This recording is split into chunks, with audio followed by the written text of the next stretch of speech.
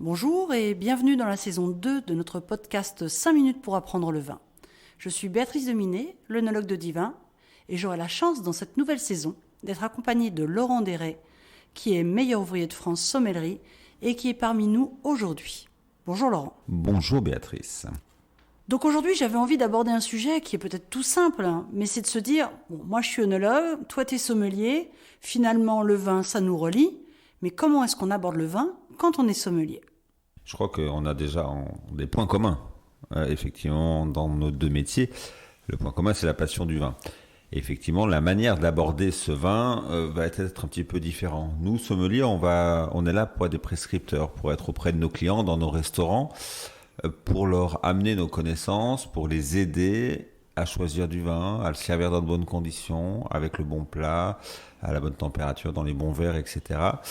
On va aborder le vin d'un côté plaisir en pensant à nos clients, in fine à table. Donc on va devoir travailler, déguster, acheter du vin pour se mettre à la place du client perpétuellement dans cette ambiance de gourmandise et de restauration. Voilà, nous c'est un peu la base. On est là pour aider, pour accompagner le client dans son choix du vin.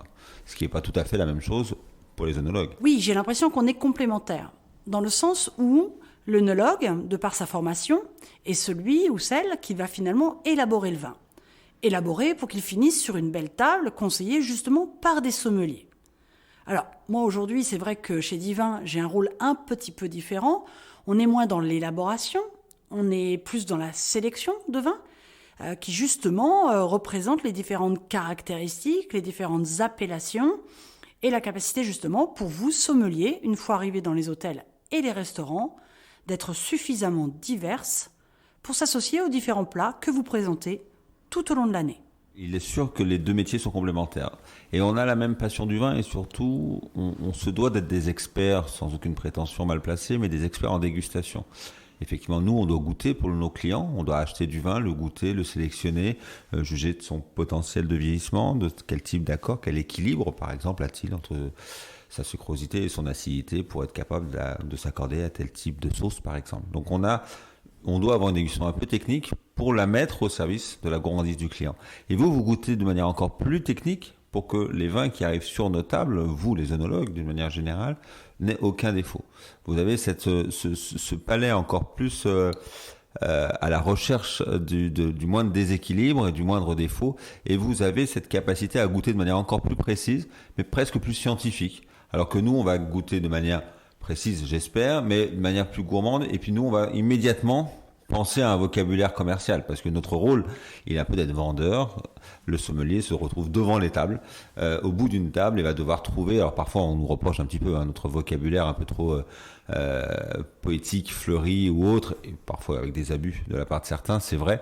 Donc il y a comme ça un jargon des sommeliers qui est un peu plus dans la poésie, alors que souvent l'œnologue a un jargon et une technique un peu plus précise et plus scientifique. Oui, tu sais, on pourrait aussi faire un peu d'autodérision. Moi, je me souviens de quelqu'un qui m'avait offert un petit livre avec plein de blagues dedans, et l'une d'entre elles disait « Si tu aimes le vin, la dernière personne à rencontrer, c'est un œnologue. » Parce qu'il va parler vraiment le côté scientifique, il va perdre complètement le client final. Alors, heureusement, on a quand même beaucoup travaillé là-dessus. Et je pense que, justement, on s'est inspiré de votre côté, plus agréable, plus poétique, beaucoup plus parlant, avec des mots qui sont compréhensibles par tous, plutôt que de rester sur une analyse chimique pure. Mais à la base, c'est vrai, on est des chimistes. Donc il est vrai que la grande différence, c'est la formation, et là tu en parles, c'est vraiment...